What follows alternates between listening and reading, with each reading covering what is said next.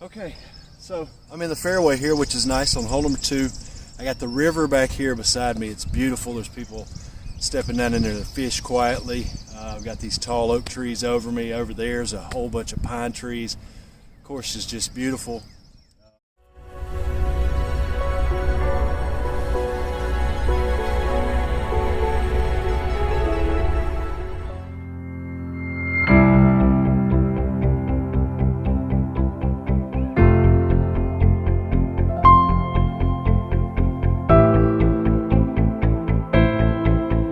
It got a little chilly this morning. I think it's about 50 degrees and the wind is pretty gusty, so it's going to feel colder than that. I've got my light jacket on. We're out here at Willow Springs Country Club today. I've only played here once. It's about a 45-minute drive from my house, but this place really is kind of special to me. And not special in the sense that it means something to me personally, that I have history here, but this place is special just because of the way it feels when you step out here. You really feel like you're stepping onto a Donald Ross kind of Pinehurst sort of golf course, and they say that this course is inspired by Donald Ross designs, and the course has actually been around since 1915. That's over 100 years of history here, and the first North Carolina amateur tournament was played here in 1961. There's actually a marker outside when you come in the gate to sort of verify that. But when you come out here, the pine trees lining the fairways, the greens are in great shape, tee boxes, all that. It's got the old clubhouse built out of block, and you know, just the overall feel and mystique that you get when you step out here. It's pretty magnetic. So hope we have a good round today, and I hope the weather holds out and warms up a little bit.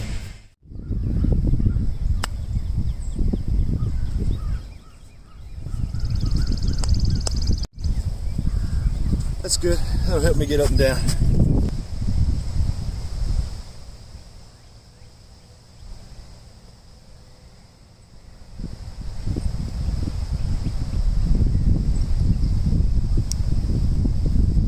Scrambled safe par, but another green missed.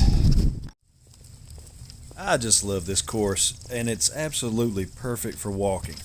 You can see all the pine trees and the oak trees, the pine straw, the sand around the greens themselves, and it really surprised me that when I looked online at like Golf Advisor and Golf Now, the reviews and the ratings that people gave were really pretty low. I mean, it was an average of about 3 to 3.2 out of 5, but you can see from these screenshots that I took, there really weren't that many reviews, and even some of these, like on Yelp, they gave it a 3.0 review, and that's pretty much based on like where they had their wedding there and things like that. It's got nothing to do with the golf course.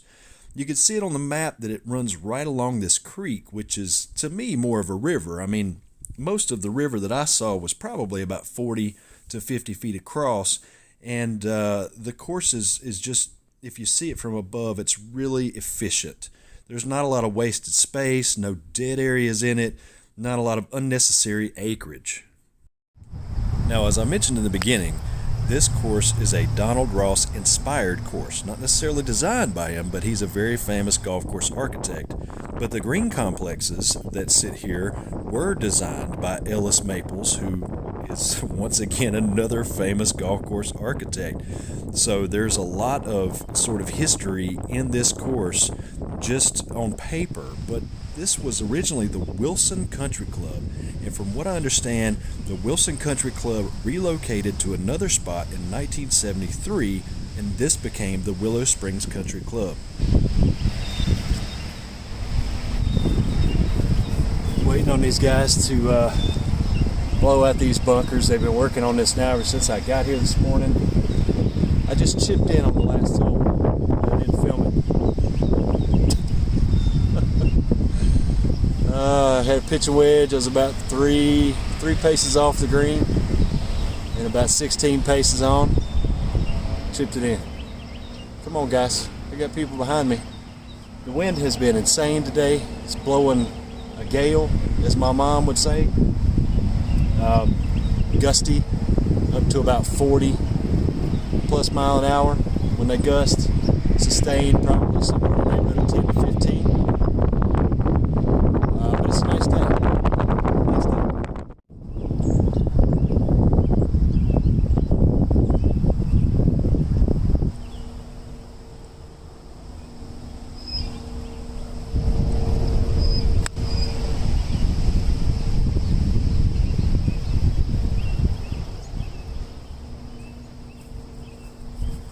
I can just imagine all of the stories that these trees would tell if they could speak.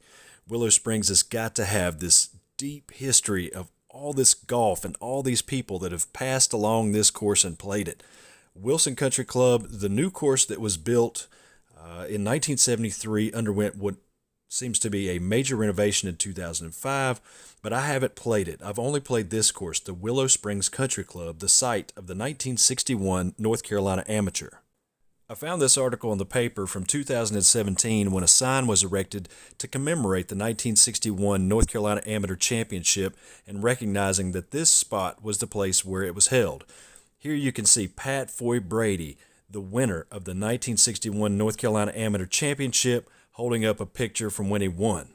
I found Pat's name at the top of the list of past champions, and in doing so, I looked down through some of the other names on the list, and sure enough, Scott Hoch, 1976 and 1979, won this championship.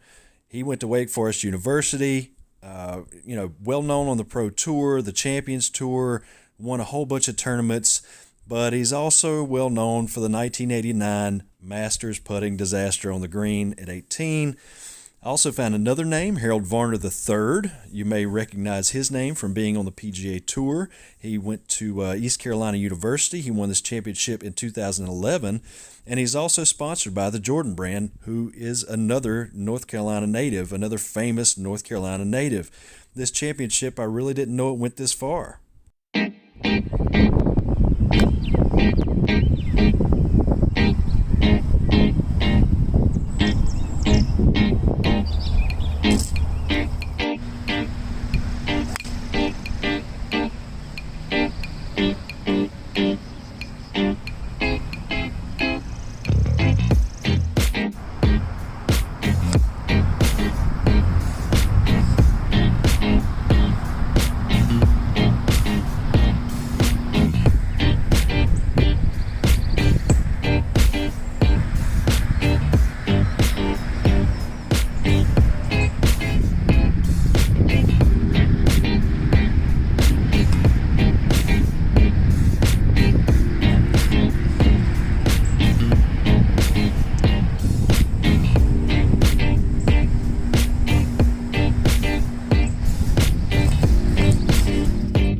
Another 400-yard par 4. I thought coming out here that this course was going to have quite a few short holes, maybe some short par 4s, short par 3s, even short par 5s. But what I'm finding is that they're pretty average. I know a lot of people, like if you play from the white tees, a lot of people would say an average par 4 is somewhere about 350, 360. The average par 4 out here is right at 400. The average par 5 is right at 500. And the average par 3 is damn near close to 200. I've seen one short par 4 that is 280 yards, but it's this dog leg that you can't reach in one. And the shortest par 3 that I've seen was like 142, which is pretty average par 3, I would say. But I got this little bender, kind of fades off to the right a little bit. 4-wood again. It's been a great club all day.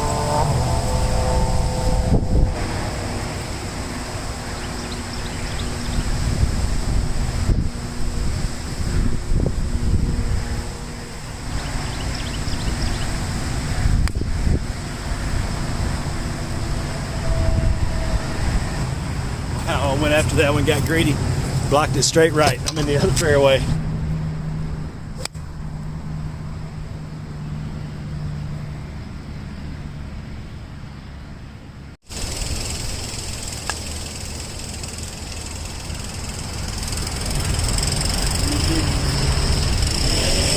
Oh yeah.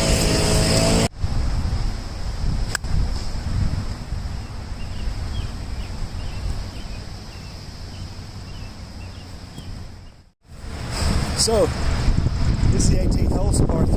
It's about 135. The green pitches back towards you. It's all carry.